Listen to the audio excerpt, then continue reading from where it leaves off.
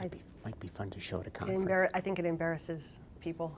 Does embarrass The elder abuse wrapping embarrasses people. We want to get younger people to pay attention to this? Yeah.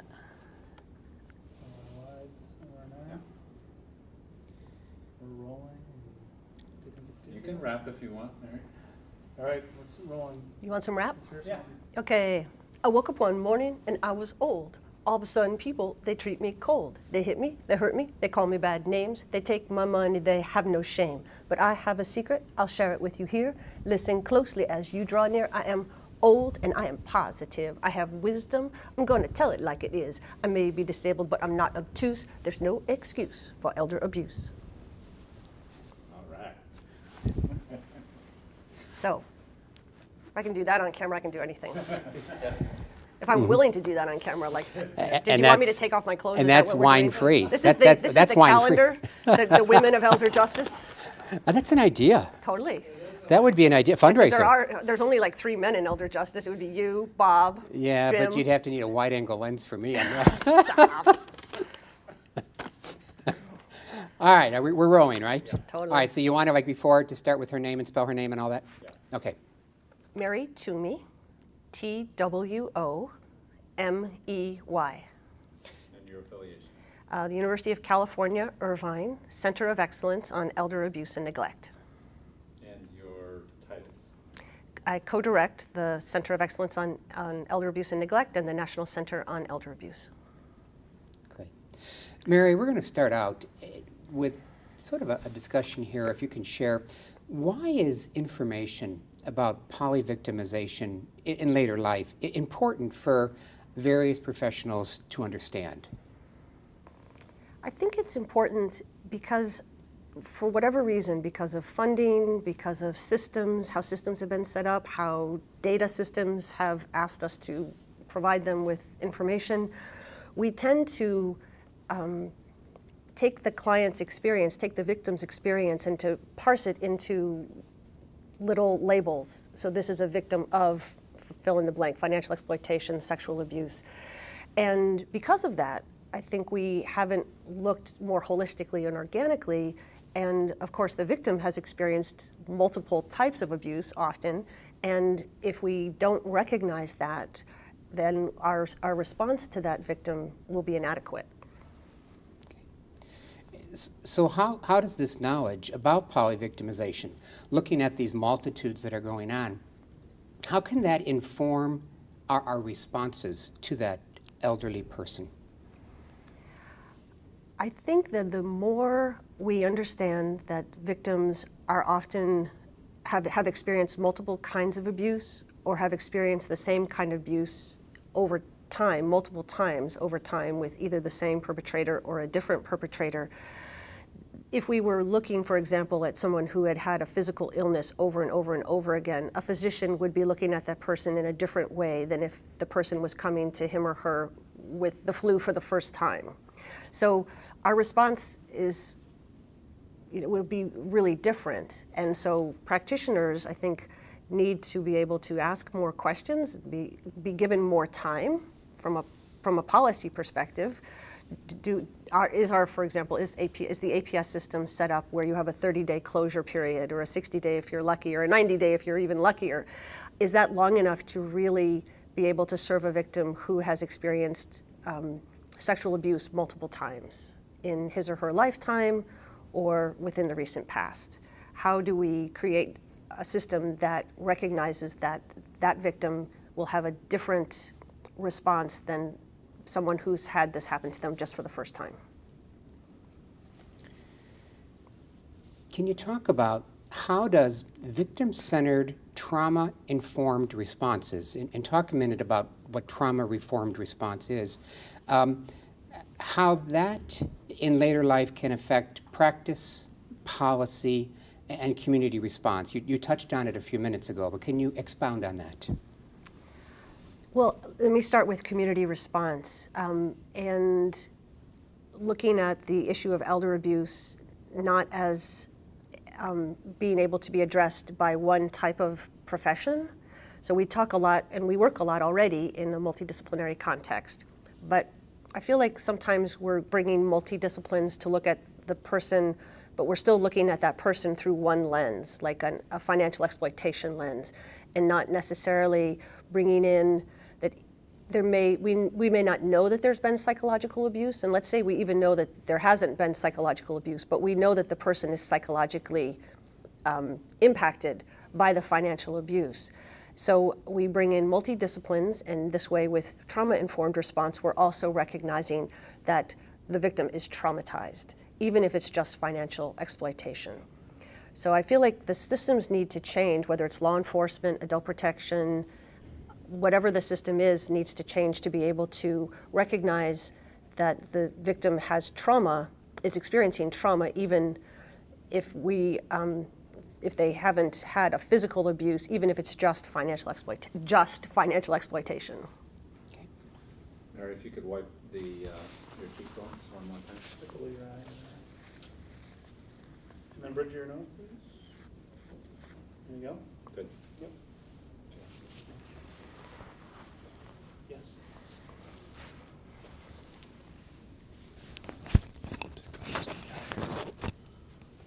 Okay.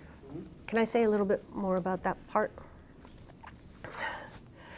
So earlier I was talking about a study I read where they looked at how literacy was being addressed in children, and that because of how funders were funding and asking for discrete, impactful projects, people were dissecting the problem, and funders were funding one program to provide breakfast and nutrition services, recognizing that was a need. Others were providing tutorials, others were providing after-school programs, and others were providing parenting assistance. But nobody was coordinating the efforts of all four of those nonprofit projects. So the funders were doing their very best, all the people in the projects were doing their very best, and then were surprised when their success rates were low, because the people who needed breakfast, they might have been getting breakfast, but they weren't necessarily getting all of the other services. So I feel like we have to go back to our friends at the policy level and at the funding level and help them to understand that a sort of more holistic, organic, victim-centered approach looks at the problem in a more holistic way and doesn't parse it out into little bite-sized, attractive funding projects. Earlier you talked about trauma-informed responses. Can you talk for a few minutes about, if you approached it with that sort of approach, how would people heal? What would that look like? What would be helpful outlets that people who have experienced this trauma can take advantage of if they're available? I think that if they're available is a big question. We, where I used to work in a nonprofit in San Francisco, we had funding for about 5 years to have a psychotherapist treat exclusively elder abuse victims. I would say about 75% of her caseload was older women, and she was able to go to their homes and meet them with them one-on-one and provide counseling. And we had really wonderful results as a result of her ability to work with them. For example, they really did not see as much return abuse, because when the perpetrator, if they tried to reinsert themselves in the older woman's life, when that person came back, the older adult had a counselor to call and say, this is what's happening, and the counselor was then able to help her realize that by keeping boundaries for herself, she was actually doing a good thing for herself and also a good thing for her, in this case, like a son or a daughter, whoever the abuser was. So I think we know that being able to provide healing counseling would be really excellent. We don't have the services or the systems that child abuse does, or even domestic violence does, for older victims right now. At the University of California, Irvine, we've started a grassroots elder justice movement called Ageless Alliance. And one of the things that we are really excited about is we're providing a place where people can go and pay tribute to a loved one who may be the victim of abuse, or to thank someone who has been helpful to them as the person that they know who was abused, like an adult protective services worker, for example. But the older person who's been a victim can also tell their own story, because I think the telling of a story is a powerful tool and very cathartic for people. So I think having counseling, either individual or group counseling, having a place to go to tell your story, because our experience, and I'm sure you've had it too, is the person who's been abused doesn't want anybody else to be abused. They want to be able to share their story so that nobody else goes through what they went through. So how do we provide opportunities for people to do that? And would part of that opportunities, could it be through developing or having assistance developing social support networks, or the role of external advocacy, or both? Yeah, I think both. If we have, the person can join with others who have also been victimized, or have support from the local area, from faith communities, from nonprofits.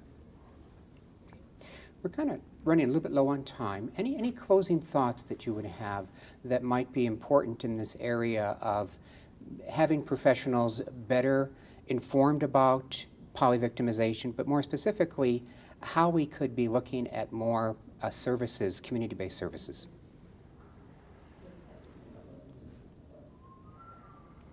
I feel a little forlorn, because I feel like all of the systems we have, or very few of the systems we have, are designed to really address polyvictimization. So I feel like today's conversation is, for me at least, the first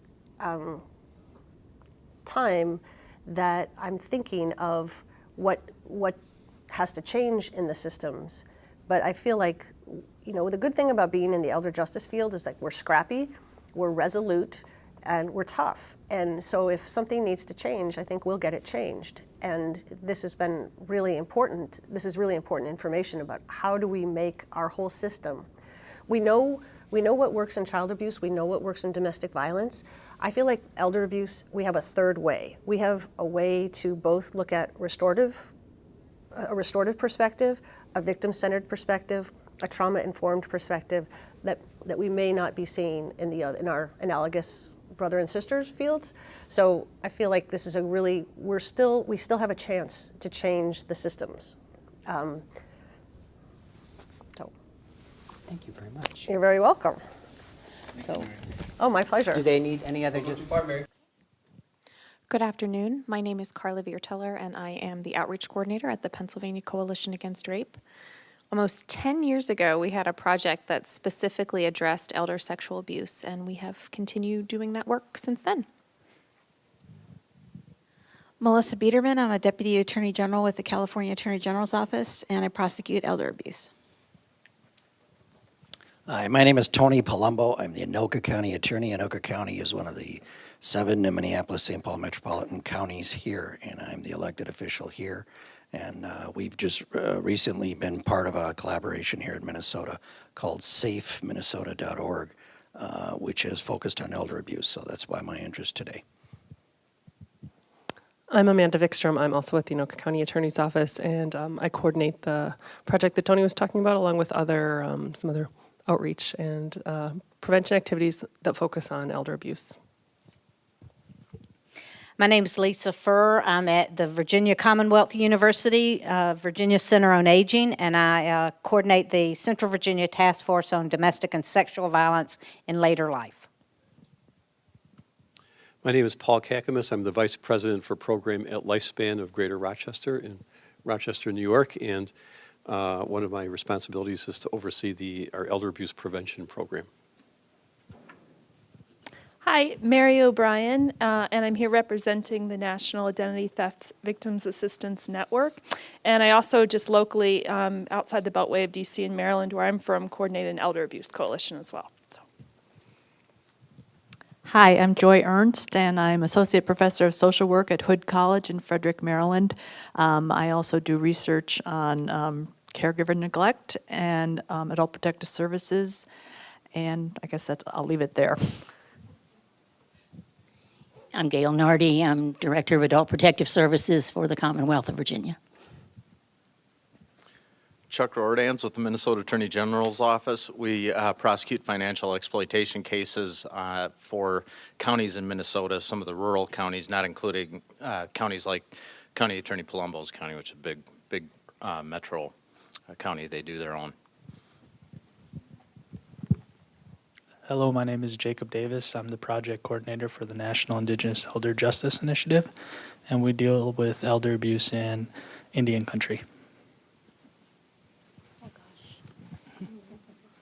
Put you on the spot. Thank you. There you go, right. I'm Joyce Solomon. I'm the director and managing attorney of the Weinberg Center at the Heber Home in Riverdale.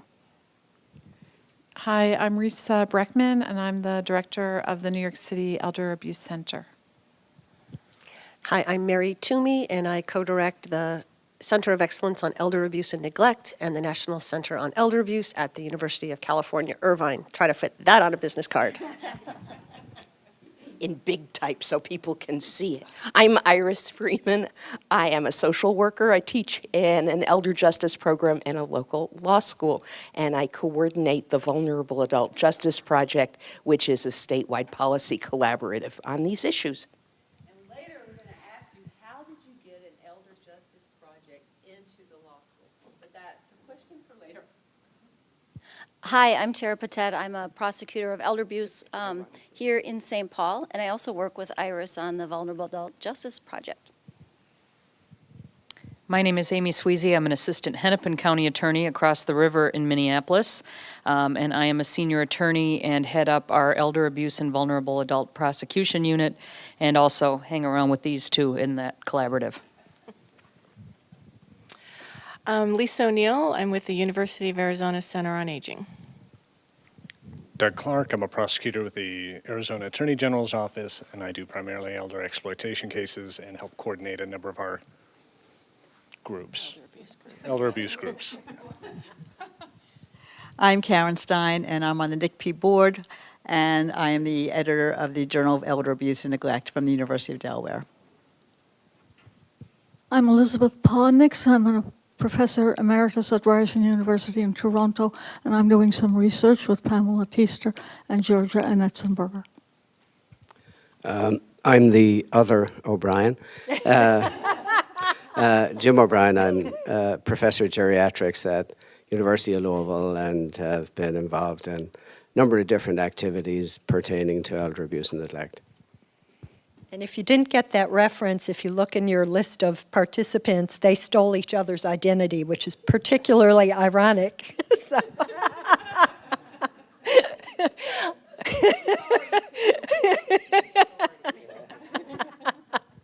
I'm Lori Stiegel. I'm an attorney on the staff of the American Bar Association Commission on Law and Aging in the part of Washington, D.C. that is not shut down.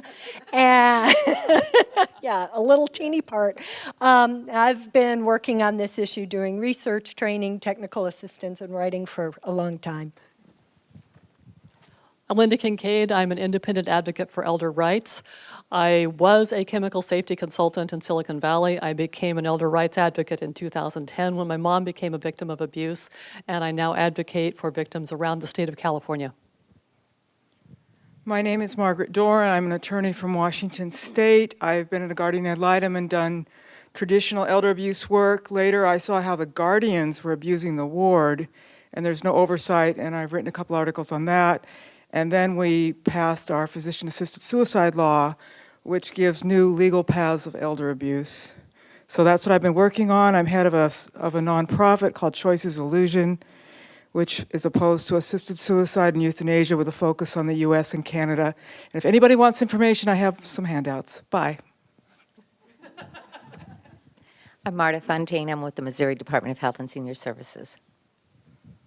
Hi, I'm Katie Galinas, and I'm from Massachusetts, and I run a specialized program for older victims of domestic abuse. Been doing that for about 15 years, and it's through an elder service agency. Hello, my name is Benji Douglas, and I work at the National Sexual Violence Resource Center. Hi, I'm Suzanne O'Malley, and I'm the Assistant Director of the Indiana Prosecuting Attorneys Council.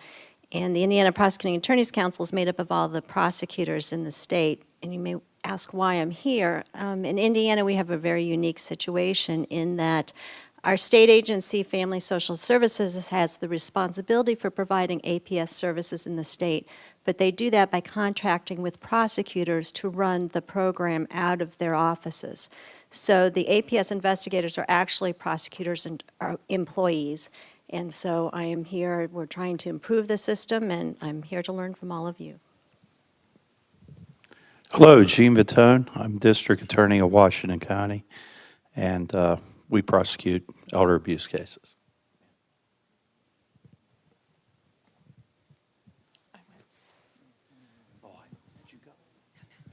I'm John Kingery with the Minnesota County Attorneys Association. Hi, I'm Susan Azes, and I've been working in the field for about 24 years, initially in Canada and then LA, and now I'm in Florida, working internationally, nationally, and locally, and I'm on the NICP board and have provided the leadership with the first financial abuse specialist team, which that area is really my passion, and working now in Florida, looking at working with our AAA to establish a financial protection network. Well, I think we have all the right people in the room, Candy, to get into what we want to discuss around the issues of victim services, as well as the criminal justice system and the civil justice system's response to victims, looking at it through this lens of polyvictimization that we've been talking about today. So it's really an open discussion that we are going to be having. We're going to start out really looking at victim services first. And we have several questions that we're going to open up to you. And we hope you'll feel free to give us your impressions, your thoughts around those topics, which will then help us as the project team moves forward with developing training to particularly look at the different disciplines when we're looking at multidisciplinary teams, looking at the different disciplines involved with older victims, and how does polyvictimization impact the interaction of that discipline with older victims. And the first question we really want to look at is, how does knowledge of polyvictimization affect interactions with clients who are themselves victims of polyvictimization in later life?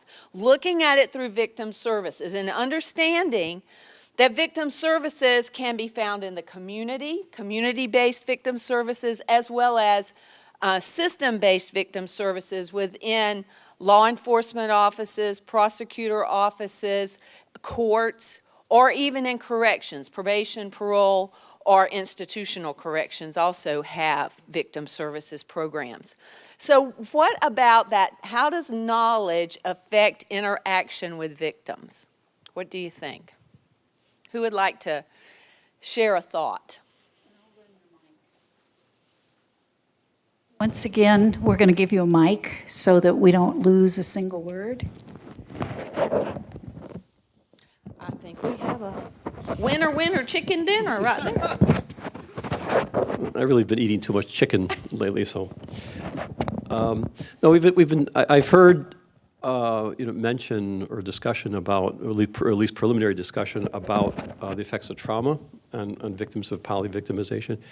And I think the lack of knowledge of that among professionals who either identify victims of elder abuse or who work with them, either in victim services or adult protective services, it really has an impact on the direction of care.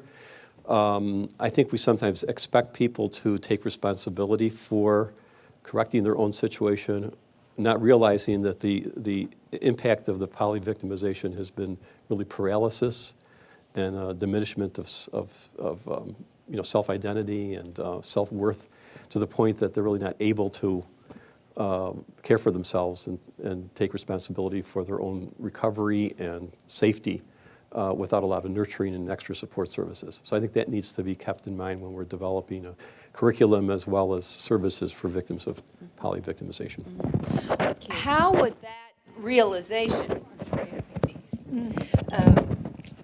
How how does that realization that you just shared, how then would it affect the interaction with the victim? What would it entail for a victim service provider, given that knowledge, when they have a client in a case that they have recognized as involving polyvictimization? Yes. Let me bring a mic around. Thank you. I think the knowledge and understanding that there probably is more than one level of abuse, neglect, or exploitation, or whatever the nomenclature is in each of our different disciplines. And understanding, there has to be the combination of almost a forensic approach on the one hand, and understanding the techniques of that social workers and psychologists employ in interviewing that is kind and that elicits the kind of responses that are not yes and no questions, good interviewing techniques. So it's kind of a combination of those two, which is, I think, another argument for it, just as polyvictimization means many, the responses and the teams that need to approach it need to be just as poly as the poly-response as the situation that they're responding to. Excellent point, excellent. And Iris has a... And there's a further implication that time may be needed. It is altogether likely that there is no quick fix, no quick remedy for the problem. That in fact, it may take a good deal of trust building for the victim, for the client, to be able to talk about those less obvious types of victimization, the ones with the scars that don't show. And what is a great concern to me is that it is so unlikely that people in various kinds of response systems will be given the time to assist clients with that length of relationship, that trust-building relationship, that rub has to be dealt with at the policy level. Exactly. So time is an essential factor in having an effective response. It's not an intake function. Right. It's not a screen. So she just said time and not an intake function? Or is It isn't. it isn't an intake function? So I was Initial intake, anyway. I was sitting here trying to think of the ways that in child abuse, for example, they try very hard not to re-traumatize a child. For example, with child sexual abuse, the setups where they have the one-way mirror and the Child child advocacy is, centers. Child advocacy centers, and the child is interviewed by a trained professional. You gave me this idea. And so, how do we create victim services that learn from our friends from child abuse and others? And then the other thing I was thinking of is one of the things that I see happening is that sometimes victim services will be specialized. So not only will they be specialized as to elders, but they may be specialized, well, I'm a specialist in financial elder abuse. And so we are focused and we think that's good because those people have special training, and yet what are they missing? Exactly. Which is why the FAST team that Susan was talking about is such a wonderful response, because you have different expertise doing case management together so that you are addressing every aspect of the victimization. But what I really liked in what you said, Mary, is beginning to think along the lines of what would a advocacy center developed for older adults look like. Because if you've ever been to a child advocacy center, everything is, the whole design is to make children comfortable, to make it as the chairs are small, the tables are small, you have a one-way mirror, so all the people who need to see that interview are there. They usually have a way to communicate with the interviewer in the room, so if there's a question or an aspect that they won't ask, they can do that without going into the room and certainly without having to do another total interview after that. So a lot of things we can learn and adapt, and particularly maybe through a family justice center, begin to address not just to address older victims' forensic interviews in a very different way. Yes, sir. Mr. O'Brien. Yes, it is. The other one, one of us. No, I can think of an instance where a lack of knowledge of polyvictimization could be very detrimental to the victim. So, for example, a case where maybe financial abuse has been reported, but there's, perhaps there's sexual abuse as well, which would prompt a very different response. It would seem to me with financial abuse, one could wait and sort this out, but with sexual abuse, I think an immediate intervention would be warranted. Mm-hmm. And what is very interesting is if you're familiar with victim services, community-based victim services have a different kind of relationship with the victim and can do a lot of the more in-depth kind of work. System-based victim coordinators are more a guide through the justice system for the victim. And that's why you need both types of victim services involved, and particularly in sexual assault. And I know Carla is with the Pennsylvania Coalition Against Rape. What do you think about that, Carla? Right here? Coming your way.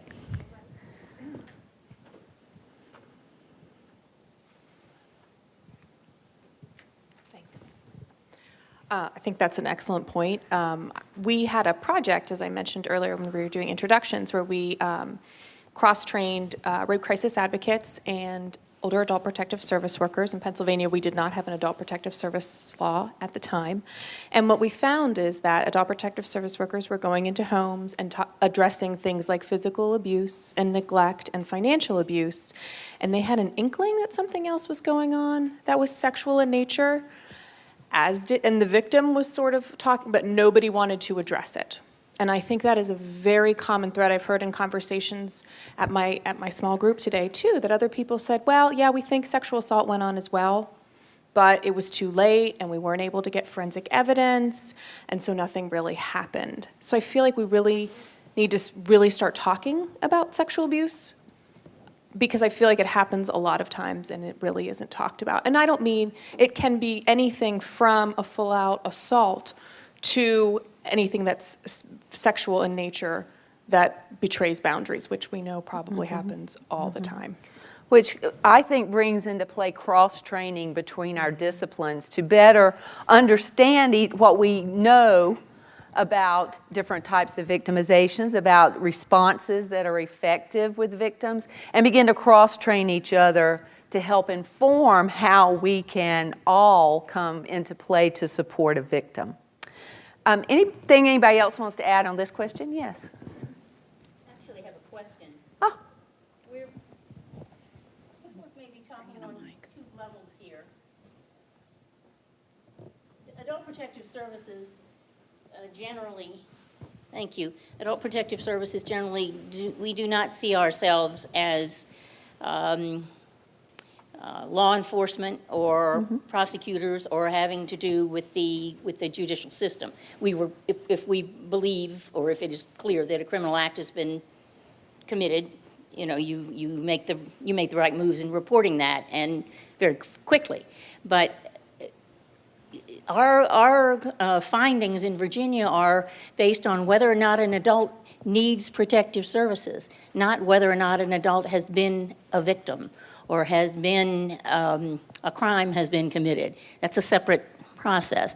And I think the challenge of how those two things work together, we get very frustrated in APS when law enforcement and prosecutors won't take our cases when we know we're pretty sure a crime has been committed. You know, either that's civil, or it's not enough money, or whatever. They don't want to get involved in a family dispute, on the one hand. On the other hand, in adult protective services, our job is to make sure the individual is protected and that the risk is ameliorated in some way. Right, because your philosophy and roles are different. Right. And prosecutors and law enforcement need to meet certain levels of evidence to take things forward. So exactly right. But when it comes to victim services, I think no matter what our professional role is, if you see that there is a need that an older victim has, knowing where to make referrals is a very important thing within our communities. Our second question we want to address is in what ways does the experience of late life polyvictimization affect victim safety? A critical, oh, I'm sorry, Mary, did you want to make a comment on the prior question? I just realized you had a mic in your hand. The talking piece. Danny boy. That's what happens when you give an Irish girl a microphone. So no, actually, I wanted to say something.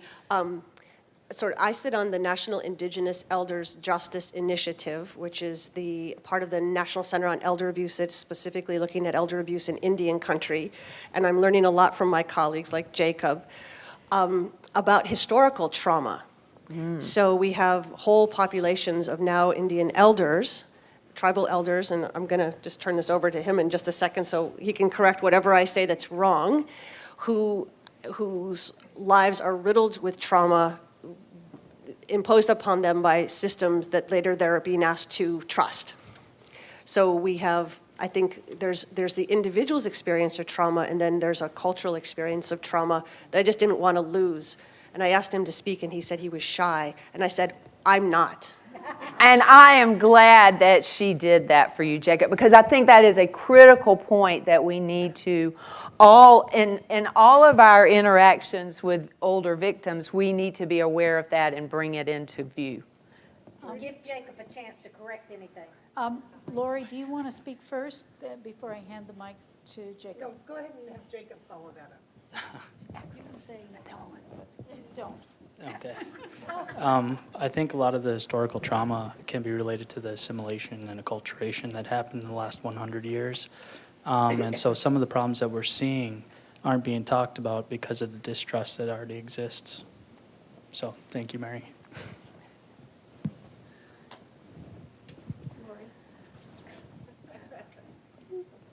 I know this is a little awkward, but it's very important to catch your comments.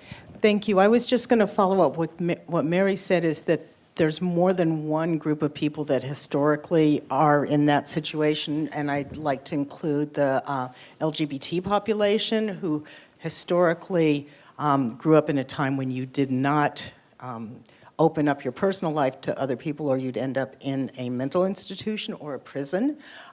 We have migrant populations who are in a position where they can't open up because they don't trust government to not send them back where they came from. So there are a number of special populations I think we need to include with that. I think so.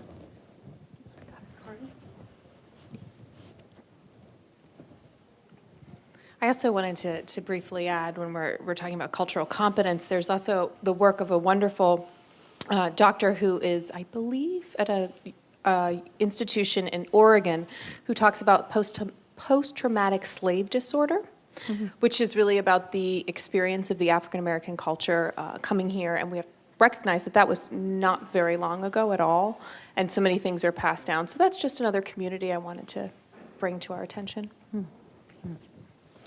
Any other comments on that aspect? Yes.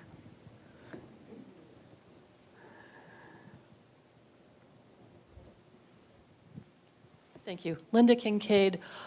I want to return to the comments that I made earlier this morning, that it is crucial for those first investigators, whether they be law enforcement, APS, ombudsman, community care licensing, on down the line, it is essential that they understand the various forms of elder abuse.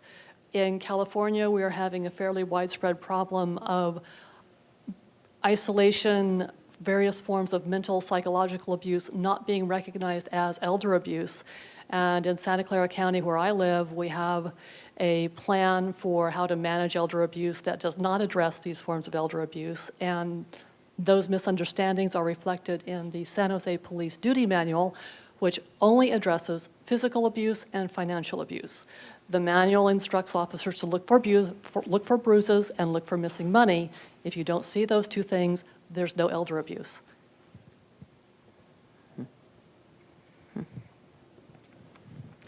So getting at the idea of the experience of polyvictimization affecting victim safety, and that's just too many victims for me kind of thing. But I wanna kind of expand on the idea of special populations, marginalized, and to say that there are many individuals, certainly more today than most days, that don't necessarily trust the government. And so the idea that a government's response to abuse, I'm not going to share that with you. I'm from the government, I'm here to help you, does not go over well in many households. But if we're not looking at the whole person instead of just the one factor of what our discipline tells us abuse is, we're missing ways of preventing the reoccurrence of victimization, but also we're not connecting with that person. So I think that's what. And I think both of those points do address victim safety. When you're looking at a polyvictimization situation, there's usually going to be polyvictimization in the future without effective interventions, and certainly you need to think about the victim safety and what can reduce risk for that victim. Hi, this is Margaret Dorr. I just have to comment on the question, in what ways does the experience of later life polyvictimization affect victim safety? You know, that kind of assumes that it's harming the person and that their safety is at risk. I mean, you can be someone who's being victimized by, you know, a little bit here, a little bit there, but, you know, it kind of goes off your back and you're going on with your day and you really don't want the government coming in to say hi. I mean, the question kind of, I guess you're assuming that it's severe victimization, but your question doesn't say that. Well, I think victim safety... I mean, a lot of us are bothered all day long by things, but they don't, you know, we get up every morning and, you know, comb the hair and get out of the house.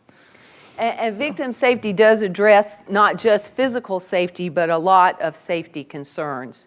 But maybe you're not at safety. Maybe it's, the question doesn't say that this is severe. I mean, maybe there's no safety concern. It's just someone's being bothered all the time by somebody. I mean, we all have people we don't like, or, you know, I don't know. Anyway, maybe the question just needs something, but I just thought, you know, we're all kind of getting on the bandwagon. Like, of course, if there's this polyvictimization, you're being, you know, hit on several fronts, that you're necessarily at risk. Depends on the level and what it is. And just because you put a new term on it doesn't change that. Okay. Okay. Mary?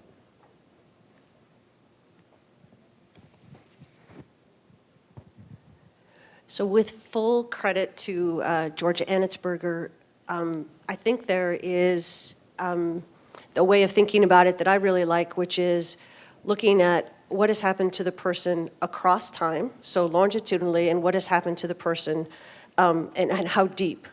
And so I think if there's a way to create sort of an XY axis and to look at, you know, sort of there was a deep wounding or there was a deep victimization at this point, there were other kinds of victimization, but this victimization has lasted.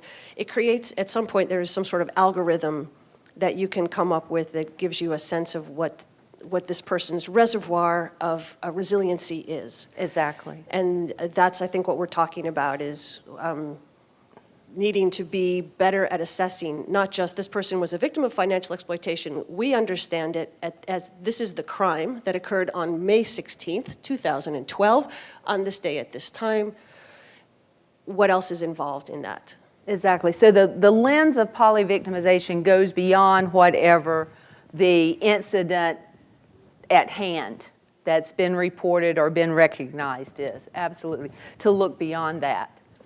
Well, and the last question that we're going to really talk about in the victim services arena is what are ways that advocacy practice, whether it's a system-based victim services or community-based victim services, how can that advocacy practice be improved for victims by incorporating information about polyvictimization?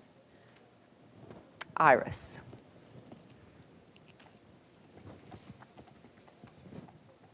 Well, one of the first major messages for training that we talked about this morning was look deeper.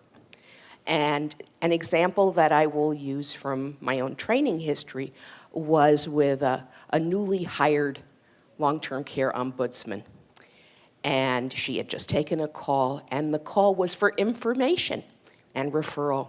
The question was, what is the name of the nursing home on Elm Street, whatever. And so she provided the information. We talked about that, and we talked about what else might have been going on, because having been there for a longer time, I realized that sometimes a call about what is the name of the nursing home on Elm Street means I am being harmed in the place that I live. I am scared of the place where I live. I'm looking for someplace else to live. But I don't want to tell you about all that right now. I just want to know the name of the nursing home on Elm Street. And part of her training was learning to give that information with a few more opportunities for conversation. Exactly. And when, did we have a comment? Did somebody? Oh, excellent. Because we had asked Carla, as a victim advocate, if she would think about this question and give us her perspective, particularly looking at advocacy practice. So one of the things actually that Iris was saying that really kind of enforced what I wanted to say is really working under the assumption that everything we're doing should be trauma informed. What we know about victimization is that once you are victimized, you are, the literature suggests many different things, but you are more likely to become a victim again. So when we start working with elders, I think we don't want to assume polyvictimization. We don't want to assume prior victimization, but it doesn't hurt to walk into it and think, how can I be trauma informed? Because we know that elder abuse is highly underreported. And we know that people don't want to talk about it. And we know like calls that, like the one Iris was talking about, happens all the time. And the other thing I wanted to add when we are talking about polyvictimization is really that cross-collaboration piece, co-training, really getting to know different agencies. And I forget who it was, but someone was talking about CCR, or Clayton's Clearwater Revival, and that was you. That's right. Well done, well done. But I'm sitting here thinking we're talking about children's advocacy centers. We have sexual assault response teams in our communities. But that kind of community collaboration work is so, so essential. And then also making sure that that trauma-informed piece is there, which I really feel like it is growing in a lot of communities, but it's very key. Thanks. Okay.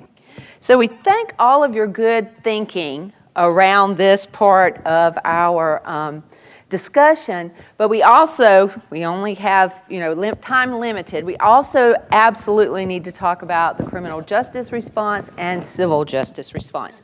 And I'm turning it over to Candy for that. Okay, I've done the maps. You can do yours now. Yeah, my doctor would be so happy to see how much walking I've done today. So I want to lead a discussion, and it's going to be a brief discussion where we're going to cover a lot of ground. We're going to be looking at two giant systems, criminal justice and civil justice. We're sort of mushing them together in the interests of time. We're not suggesting that they're the same or that the issues are identical. But we're going to try, for purposes of getting to some answers, to think about them in a little bit more holistic kind of way. So we've got a number of questions up here, And so let me talk first to you about your thoughts around remedies. And I'd like you to think kind of generally about remedies, but I also would like you to think about restitution as one of the menu of remedies. And if you're thinking from the civil perspective, you might not call it restitution. It might be the reason you file the lawsuit or proceed on a lawsuit. So kind of generally, let's talk about, do our systems really respond to the problem? Assuming we've identified polyvictimization, so we're making that leap, are the remedies currently available doing the job? And no is an answer, but I'd like because. Mary O'Brien, I think I'll say what we're all thinking. No. I often tell when I teach elder abuse and victimology classes and things like that, I tell them just think about the fact that unlike most of us in the room, there's no more wages to earn, there's no more years to make back all of that money, and we all know that the recovery of that money very rarely happens, and we cheer and we get happy and we post on social media when a small percentage of the money in some case we've been following gets put back, and that's that's a big event for us and when that happens. But yeah, it's incredibly rare, and really these victims are their reward is you're now pulled from your home, you now lose freedom, maybe your children, if they weren't involved, maybe they decide you do need to lose your freedom because you haven't made proper decisions or whatever in their view. So yeah, you're humiliated, you're embarrassed. I mean, I really feel that it's just, there's just so low rewards for coming out about abuse and being vocal about it, so. Okay, other ideas on that subject? Okay, anybody? And we're getting ready to identify the next person, so if you're seated over here, get ready. I'll add another no. I wrote a paper last fall that was based on 4 case studies of elder abuse. In all 4 cases, the victims' entire estates were taken from them, their freedom was taken away, they were isolated, they were abused in many ways, and one of them led to a wrongful death. In no case was there any criminal intervention at all. Police did not recognize these cases as elder abuse. The one case that is going through litigation in the civil system is now at $500,000 in legal fees and not even close to trial yet. So could I say no with several exclamation points after it? Okay, thank you. Let's hear, and then we've got a comment here. So my no is about the neglect and undue influence, and we've seen, several of our team members do a lot of work around this issue, but the issue is, from my perspective, not only that our laws haven't caught up with how folks are being mean to each other, but we don't have educated jury pools to respond to what is being done to folks. Just because they still gave Granny a place to live, they think that was okay, but because, Granny lost, 40 pounds in 2 weeks when she only weighed 120 pounds to start with, they don't seem to see that as a neglect issue. So it's a matter of the laws catching up to where we need to be, but also jury education. And so that means general population education. Okay. I got it. Thank you. Melissa? Just to respond to the comment that was made about the frustration about law enforcement not doing anything. Coming from a state, California, where we're having problems getting our actual convictions, either the people put in prison or getting any kind of quality time in state and county jail, something like that. It's just as frustrating when the remedies that we have available as law enforcement are not able to be put into practice. Because we can't seek justice for the victim on that end. I mean, we're not even talking about civil restitution. We're talking about criminal penalties for what these people have done, sometimes in very egregious situations. And we can ask for what we think the case is worth, and because of overcrowding or because of realignment or because of some things that are very specific to California,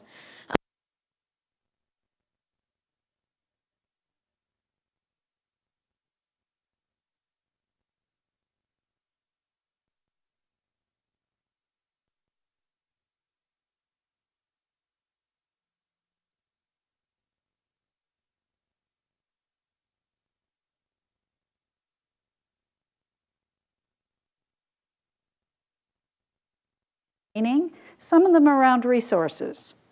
Am I doing okay so far? Public education. And some of it has to do with public perception, and that cuts across both practitioners, but the public at large, system providers, and juries. Okay, I know we've got some prosecutors in the room. Do you want to weigh in? I'm not pointing at you directly. Tara, thank you. And then we'll come on over here. Jean, do you want to go first? And then we'll get the mic over here to Tara. Okay. As somebody that's been involved with this as a member of a multidisciplinary team for some time, I hear your angst. I get it from my protective services people too. And my colleague here did make a valid point. We're running into that in Pennsylvania where the cost of incarcerating an offender is running the taxpayers $40,000, so they're not putting them into the state system now. So, you know, as a prosecutor, my job's to seek justice. Well, what's justice? I'm dealing with a system that's been offender-focused for so long, and it's only lately that it's become victim-focused. So we're still into that transition period. I do see some newer approaches coming. Last week I was at a conference in Philadelphia regarding a concept called community prosecution. And I know they have it in Cook County and a few of the other counties throughout the United States. Philadelphia does it also. But the focus there is to get the prosecutors out of the office. They're not just case processors. They're out there actually working in the community trying to solve problems. So I think you're going to see that being kind of the water that raises all the boats as in dealing with polyvictimization and a lot of other different issues. But it is frustrating. I understand the frustration with the system. And obviously restitution, I've had victims where they've, you know, it's not even a great deal of money, and it really just ruins their life because somebody abused their trust. And I don't know how to help those folks. You know, you try to get the money back, but usually you're dealing with drug offenders that have, you know, used the money up, and the probability of getting that money back in the form of restitution's nil. So anyway, there's my 2 cents. Well, and I have to say mine is similar. I think we're thinking along the same lines. The difficulty is, as prosecutors, we've been trained and we're accustomed to always think of justice as jail time. I mean, really, and it's just not a good fit with this crime as much. And I can tell you, in the 6-7 years that I've been doing elder abuse prosecution, I have never ever had a victim. Well, I very rarely have cases, if ever, where the victim is actually the person who reported the crime against them, which really throws a different dynamic into the case, similar to DV, but not the same as typical domestic violence. But the problem is that most often your victims, they don't want jail time. That's not the justice that they're seeking. What they want is the abuse to stop, and they want, in cases where the family member is perpetrating the crime, they want that relationship with them. And that is a difficult thing to accomplish as a prosecutor, to be able to get that justice, which means getting them out of the perpetrator out of the home or out of the environment where the victim is, and, you know, at best, in some type of a incarcerated setting. Most often you're going to have a victim who's unhappy with that outcome, even though most in the criminal justice system would consider that a win. So trying to balance those things is very, very difficult. Thank you. One more comment over here. And then those of you who are civil practitioners, I want you to think about these same questions, because is a civil justice system offering the kind of remedies victims want as well, and that make them safer? Comment over here. I like the 2 previous comments where it was going, because I do think, in the absence of you know, the perfect world that we would like to see happen in terms of restitution and being, you know, having the abuser put away and that sort of thing, what we can also do and do now is strengthen elder abuse registry laws, get a national registry to basically be able to keep the wolves away from the sheep, and so that people aren't returning back to the careers that they were able to have a ready pool of vulnerable adults to find and that sort of thing.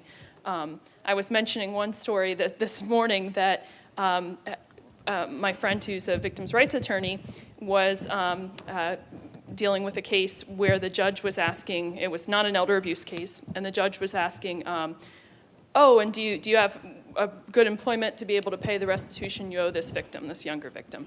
And the person said, yes, I am now have gainful employment at a senior assisted living facility, and without a single blink or any concern at all, even realizing that there'd be a concern, the judge, very good, gaveling it out, and that was it. Because I think that we just don't, the public, people in the system aren't, considering just how egregious it is that, that these offenders are able, without background checks and that sort of thing, to keep entering into the lives of older people. So, Well, and some states have you can pick the word to fill in, are training their CNAs in the state prison system. So think about that.